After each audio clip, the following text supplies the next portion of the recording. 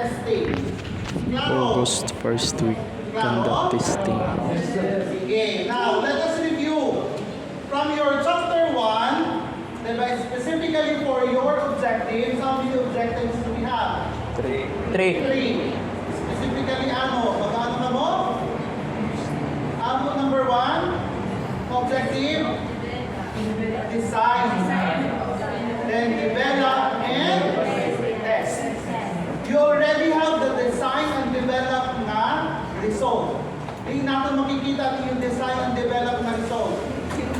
Chapter 3. Diba? On design and specification. How do you prove that you already have designed the system? You have your data flow diagram, your ERD, and your data dictionary up to your flow chart. So that is the result for your design. How about development? Ano result into your development? Any? Theory. Testing is number 3. Get it? Binayan na ka mo. Yes, sir. Kaymuan. Diba? That is the result. Inhatag na kayo ang system na na-work. That is the result for your development. Kay gumanaan application. Nakabayan na. Parang AI na. Actually, mo ba yung AI? Kaso lang, nagkakaproblema ka mo. Pag connect na nadahan, Database. ang database. Kasi yung AI, di man nagawin ng database. Database yung API. Still, solutions for that. Diba? Pero kung gusto niyo yung relaxation, ito na yun na. Diba? Ginhatag na Bayad. yung installer. Ayaw ka mo karuyan, nababaydan niyo wala na iyo ang source code. Yeps. Napil, iyo pag-submit, iyo documentation, CV and source code. Klaro, kaya sa natin yung binaydan ang source code. Klaro, kasi diba ito, hindi rin kinakatag. Ang mga API, sir. Ngayon, ang K-product. Included yan kung pa, uy, papapulong pa. Oh, included ito yung pag-submit, yung final copy. Klaro, so, the objectives that you have for your chapter 1 will now be answered through your results and discussion. Specifically for number 3, the objective. Ano? So for your chapter 4, answer na natin din yung aton. Number 4 objective, that is testing. Notice on your chapter 3, diba, gin-enumerate niyo dito paano niyo or on chapter 2, last part. Chapter 2 on theoretical framework, nag-istorya ka muna. You, for example, you use RAD. On RAD, they have this testing cycle. I-enumerate dito dapat ano mga testing na ikakanta. That is part of your chapter 4. Kaya nga we have 2 separate tests of testing. One is the acceptance testing and the second is usability. So ano pagkakaiba? May that waray. May that. For example, your acceptance testing is divided into 3. Ano una? Ang una, you have the benchmark test. Benchmark. Second is, Beta. pipila tutuhan to tulo. Tulo, sir. Alpha, beta. To Benchmark. have the Original. pilot test. Original pa. Original. But your pilot test is divided into 2. You have the alpha and Beta. the beta. So pipila na testing, tutuha. Ah, You okay. need to conduct the benchmark test and you need to have the pilot test. Sige, to evaluate this benchmark test. An advisor, sir, tas faculty. Daily. Oh, theory. Collect an advisor together with Developers. developers. So pipira, ito result iton benchmark test. Tutulong ka mo plus the advisor. Upat. That makes 4 the result. So tatagantakamuhan, 10 na para di na mag-deliver. So we will be using this questionnaire for IT expert for your software quality evaluation. So we will be using the ISO 25010 on the software product quality standard para pag-rest na. Dati kasi, depende. Actually, it would depend on the advisor kung natin sasuggest. Kasi, not all talaga. Not all na parameters, for example, on functional suitability should be included on your system. Dependehan iyo application. Klaro. So, di tanan nga criteria on ISO. So, we'll be using the ISO 25010 na software quality matrix. Now, on those criteria, each of criteria, di dapat tanan nga criteria included na lang iyo pag-evaluate. Meaning, iti-tailor natin nga lang iyo application.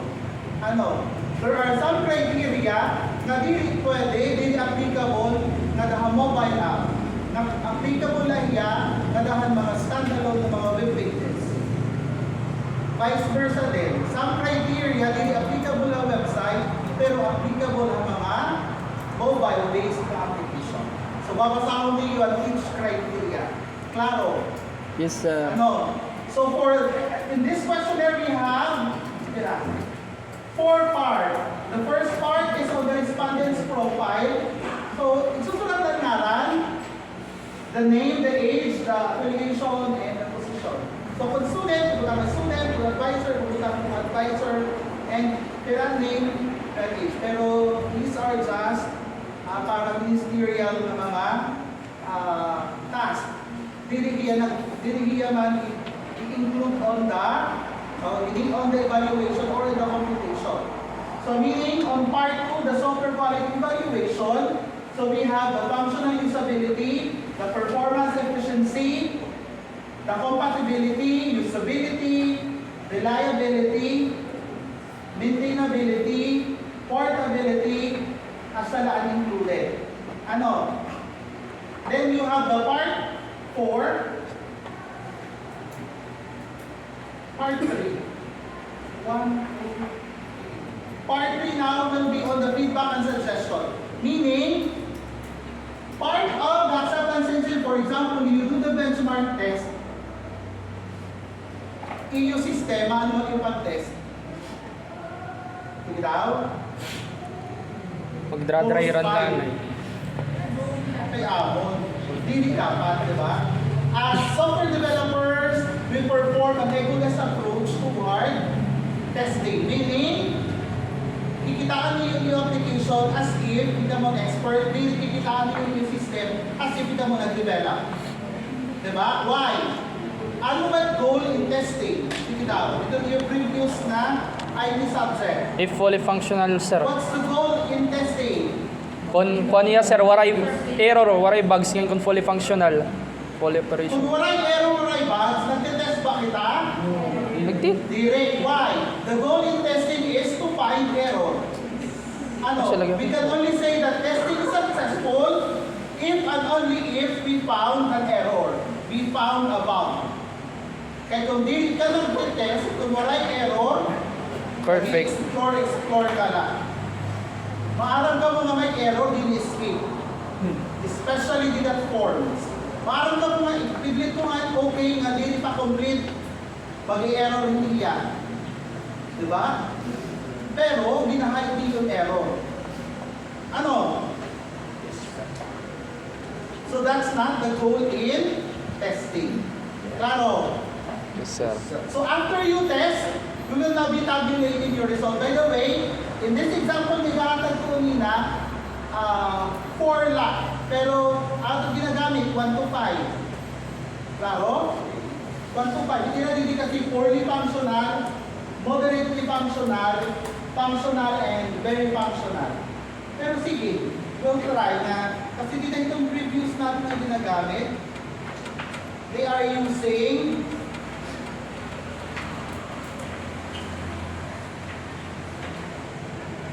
are using excellent, very good, good, fair, and poor. That is 1.1 to 5 na scale.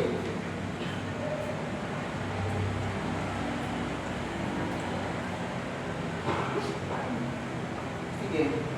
We'll try to use this 1 to 4 na lang, then ikaatagpuan, range and score. That is 1 to 1.9, 2 to 2.9, 3 to 3.9, and 2 4, that is very functional na. Now, itong gusto niyo makita itong evaluator during your final defense is, paano niyo na come up or what would be the trend on your result. So in each test, paano na test? Sino ang nagtitest? Again, going back, your benchmark test, sino nagtitest? It will be your advisor. An advisor ha? An topic advisor, not an subject advisor. So your advisor plus all the members of the development team. So kung upat ka mo, your result itatabulate nyo lang. Kung gugula ka mo with your advisor, gugula. Klaro? Yes, sir. Klaro. So meaning, for example, para diretso kita. Or iba ko kailangan. So number 1.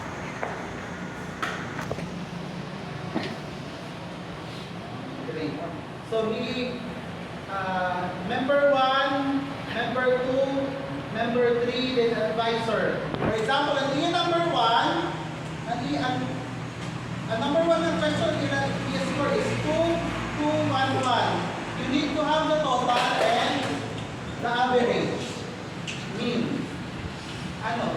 So, para makapag dito.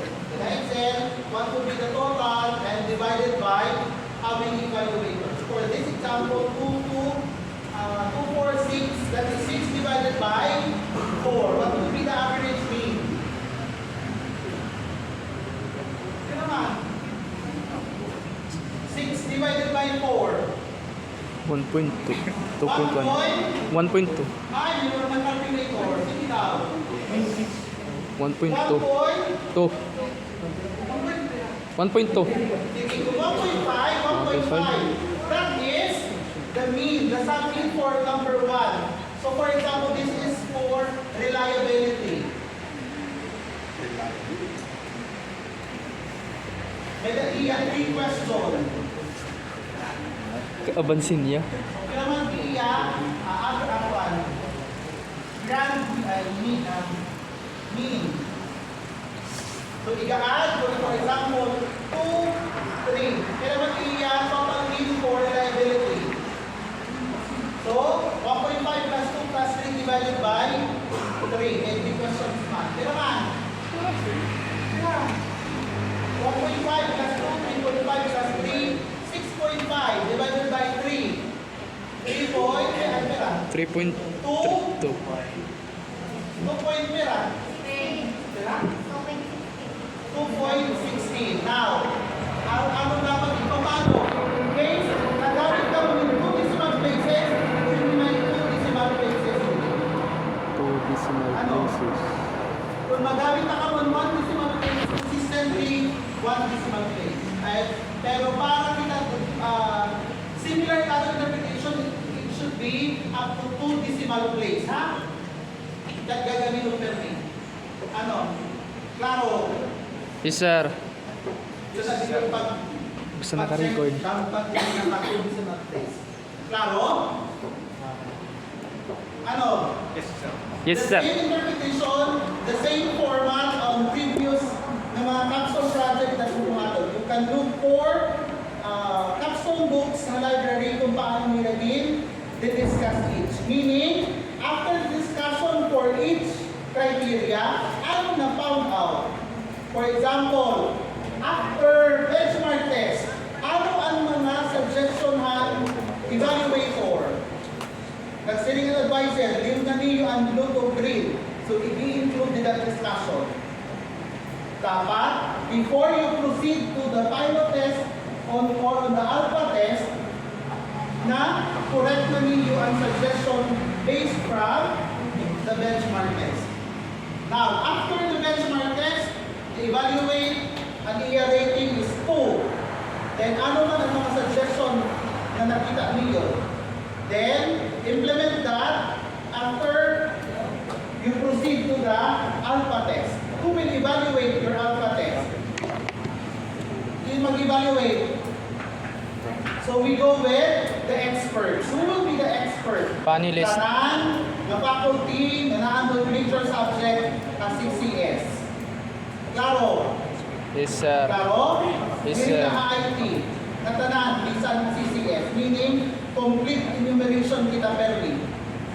Kasi kung dili kita mag-complete enumeration, we will solve for the sampling procedure. Kasi di man kami, di ba?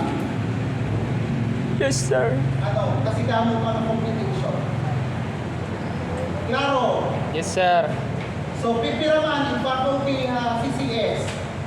Kung nanapulo, tanan nga napulo, i-evaluate yung system. Sa numan, that would be after your benchmark test. Remember, we need to complete your testing on August. Dapat humanta mo yung testing up to 4th week iton August. Klaro? Yes, sir. Meaning, after the, if in case yan ang gawin kung man yung application, pag benchmark na kamo. Then after that, siya ali yung nagpapabuling na pwede i-improve ali. Then makomply, araw ka mga pamantay, i-present na lahat, alpha test, na lahat mga faculty. At the same implementation, the same format gagamiton, each criteria, then we will have a grant mean. Ang each criteria then, if what are the, kasi dito, last part, may naman sinisingin din, ang feedback and suggestion. I-enumerate man nila. So, susundon niyo. Klaro? Yes, sir. That will be the same after alpha test, you implement the suggestion, then after, pwede na kang mag-beta test. Klaro? Hindi naman mag-beta test. Kung ano naman mga faculty, your beta test will now be your actual user. Ano, yung pag-beta test, kung natukamuhan ng mga farmers, na mga gamit. Klaro? Klaro? What if ang iyo system parang ka na inahin pa yung mga estudyante? Natanan ng estudyante, ipapa-evaluate. Or else kung urunan ka na mo, magsasampling procedure na kita. They will be using now the Sloven's formula on identifying the respondents on their testing. Klaro? For example, nasa rin lang, matanan lang ng mga taga-engineering.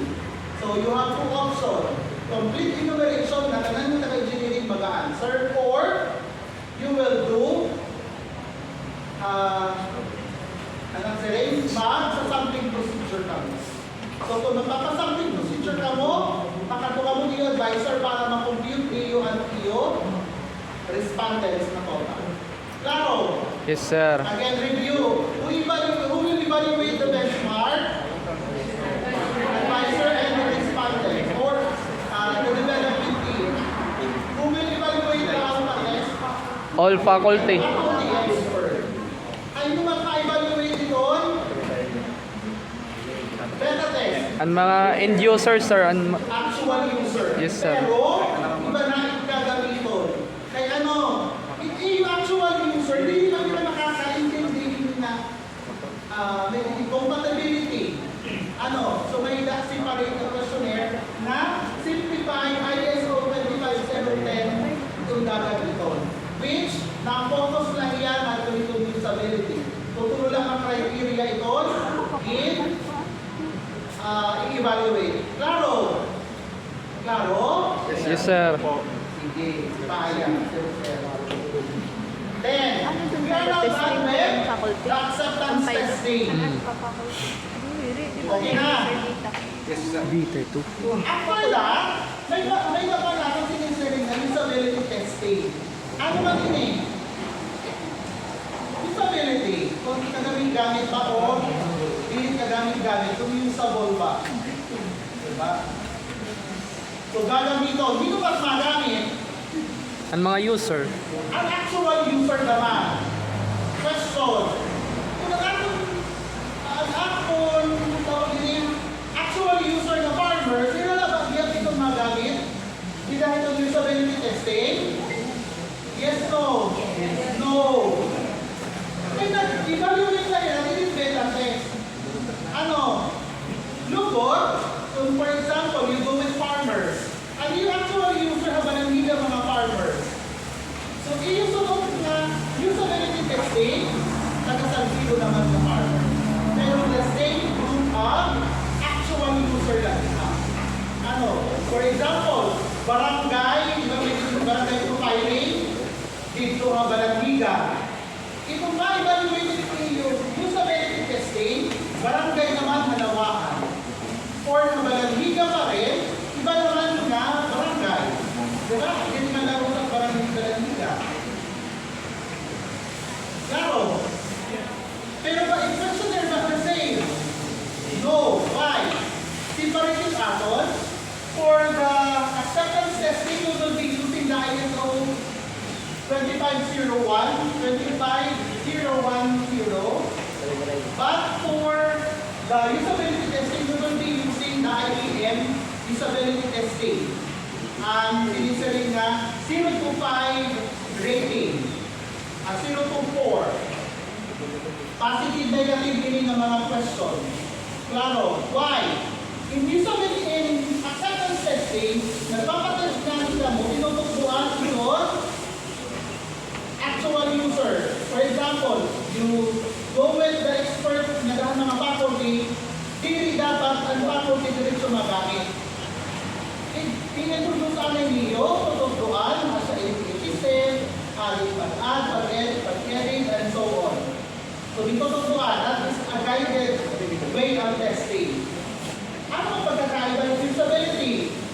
Ihatag ang app, paggamita ang user, ayaw pagtutuin. So, di ba ko that is usability testing. Kung makahibaruhin na diretsyo, good. Pero kung mag-fail, pakian, ba ang kulang? Bakit kasi hindi nila maintindihan ang mga buttons, ang mga wordings niyo. Especially kailangan atong mga farmers. Diba? So, meaning, kung nag-iyo app para farmers sa Balanhiga, ay hindi yung English. Ano? Klaro? Kung mag-ipaarap, so pwede. Either, natatago ang language. Kung hindi na English, pwede ang Tagalog. That is to measure ng English sa rin. Klaro? So, parang lang akong pagkakaiba ng acceptance testing and system usability or the usability test. Acceptance, tututuan, ipaparate, mag-evaluate. Pero ang usability test, ihatag ang app, bahala nila mag-explore, then bahala na nila mag-rate dituhan application. Ano? For usability test, we have 10 item test, positive, negative. So, dili maaram ang evaluator kung paano mag-rate at nag-evaluate, bahala nila kung 1 or 0 nila 8, score. Then, ang computation, you just look for the guide and system usability scale ni IBM. That is, for odd number, it's either odd or even, that is -5 or +5. So negative, omit the negative. Then add. For you to be able to come up with a good system usability scale, at least an EO average ng up to 100 na point, at least 76 and up is pass. So lower than that, mag-reward ka mo ang EO. Ano? SUS, the system usability test. Tao. Pero kung maka-average na kamo 76 or 70,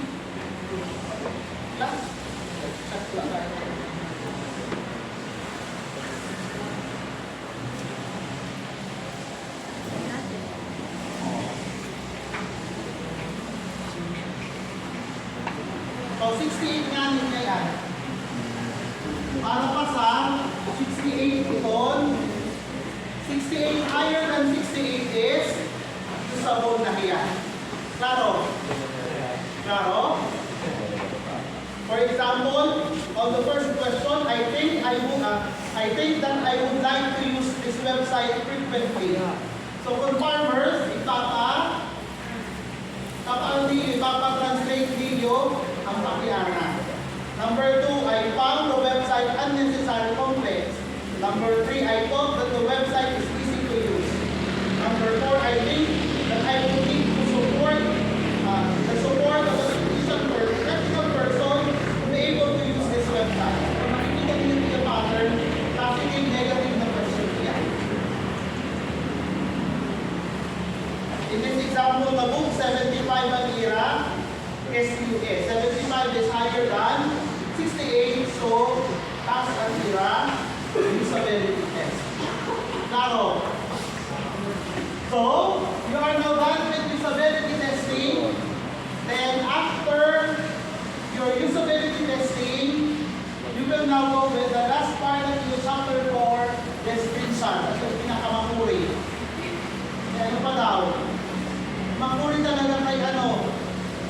Kada basic PU application, i-screenshot, then i-discuss. Dili na mamasabi na figure 5 shows the splash screen of the application.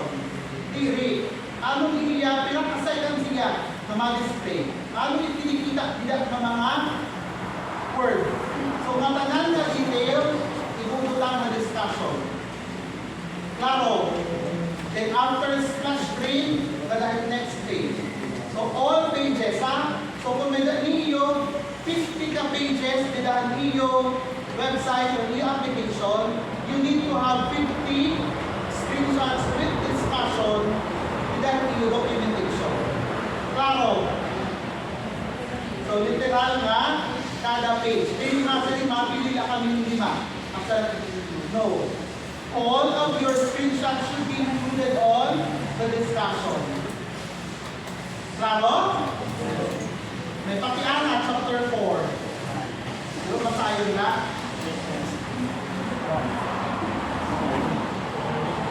Sa